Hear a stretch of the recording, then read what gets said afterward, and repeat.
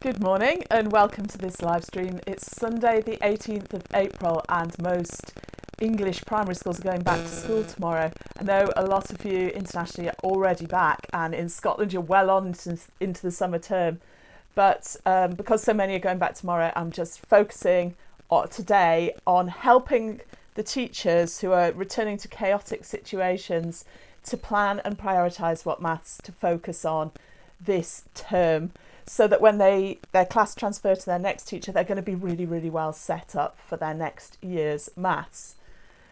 So in lots of schools, you're running on pre-written small step schemes like White Rose or Maths No Problem or Power Maths, and your school is going to require you just to stick with those. If that's your case, then this session today isn't really for you. This is for the teachers who are empowered to do more.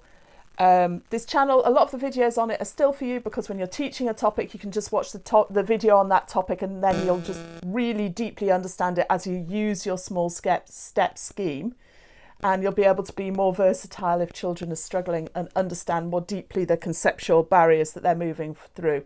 But that's really two sides to this channel. One is that detailed work that's going to help you teach each topic better, whatever scheme you're using.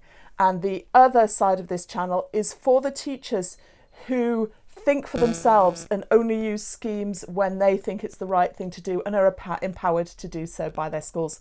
So that's what we're focusing on today. If you're, and I know some teachers are kind of crossing the boundary, because normally schemes work for you, but some teachers have got classes that are really chaotic just now, and they are being supported by their head teachers to think for themselves and innovate for themselves, even if they normally wouldn't be.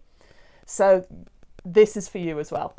Okay, so over the last 7 weeks, I've created 7 sheets on every single year of primary maths. So this goes from age 4 to 5, which is reception class in England, or P1 in Scotland, right through to year 6 in England, which is P7 in Scotland, or 6th grade pretty much.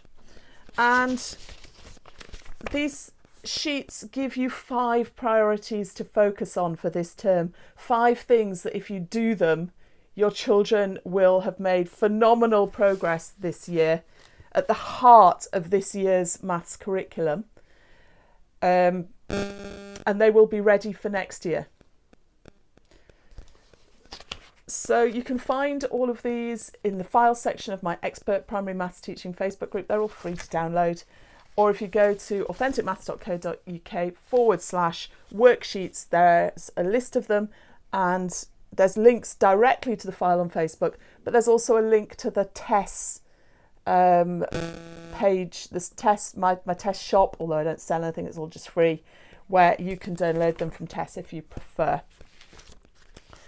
And then if you look at these 5 priorities and you think, yeah, I've covered those, beyond those, for every year apart from age 4 to 5, where I'm leaving that with Karen Wilding, and her, if you've seen her Facebook group, it's absolutely phenomenal. She is doing fabulous work with that group there. But for every other year, I've updated these planning guides for planning straight from the curriculum. So if we look at year 1 here, right, there's the curriculum extract. There's 2 documents for each year, and also for mixed year planning. And those 5-point guides work for classic mixed year classes as well. Hi, if you're watching, it'd be lovely if you said hi. If you've got any questions, please post them. I'm coming to a few questions in a bit. So there's the curriculum extract, which is coded, and then a term per page guide to teaching the curriculum, which is cross-coded to show how the curriculum's all covered. And if you've got your 5 priorities done, of course, you can dip into that and it'll help you see how to teach it efficiently. A lot of the strategies you taught on this channel are much, much more efficient and effective than those you get in small step schemes pre-written. And of course, teaching in response to the class in front of you and teaching exactly what they need is more efficient, much more time efficient than teaching a curriculum that was written by someone else for a different class to cover absolutely everything.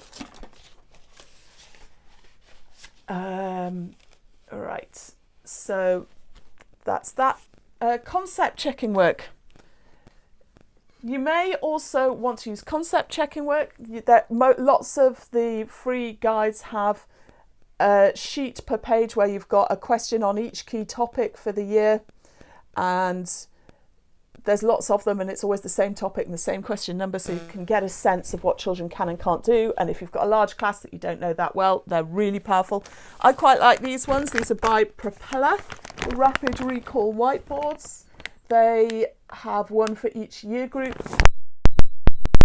and you can just use them again and again because you pick a number within a specific range, and then you copy the same number into the board in all the relevant spaces, and there's more on the back, and you answer all the questions for that number, and then if you wipe it all out and put a different number in, it updates, so you're practicing stuff. And they've got those for years 1 to 6. So it's a really good idea to do concept checking work as a next stage. Now I've got a question through. Hi, just watching your Foundations of Fractions video. How would you recommend I assess what the children already know about fractions before I start?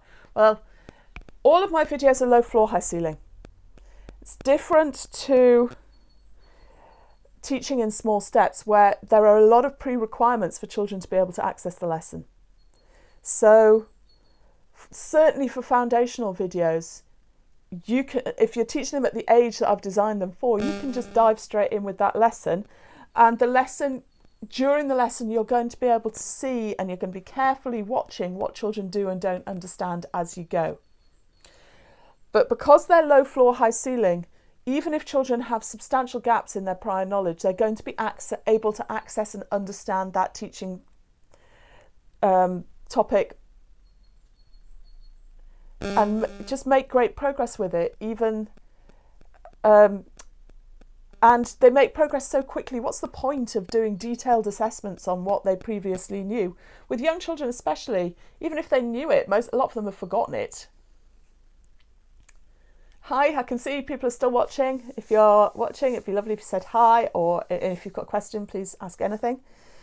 So with my videos, where it gets more advanced up the curriculum, I do often say, this is the prior knowledge and here's a description of it, so you can see what it is you're testing to see if the children know or not. But certainly with foundational videos, if you're teaching them to the age that they're designed for, you can just dive straight on, watch your class make incredible progress very quickly, and then as the lesson goes on, you're going to be observing them, asking them questions that will help get them to unpack their own thinking, and intervening immediately if you see gaps. Now, I know there are circumstances in which you would want to do an assessment beforehand, really, and most of those are if you're part of a study, an academic study, so that you can test out different approaches to teaching and see which are the best. Or it may also be that you're being required to demonstrate the progress to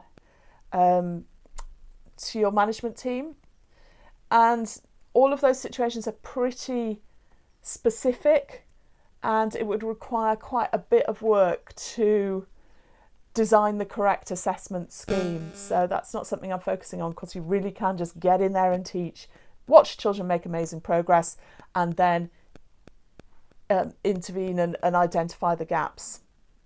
So what's the point in spending all that time on assessment before you just get in and start making tremendous progress? It's one of the reasons this is so much more efficient.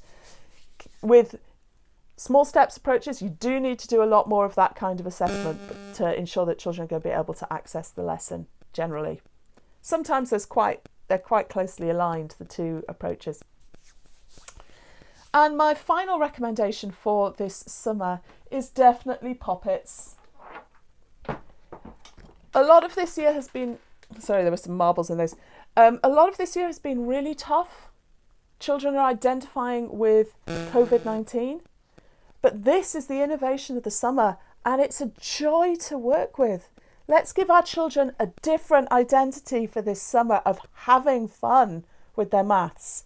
So I did an initial video on maths with Poppets. If you just go to my If you're on my YouTube channel, just go to videos. You should be able to find the Maths with Poppets. That's kind of focused on aged 4 to 7 or 8, about 4 to 8.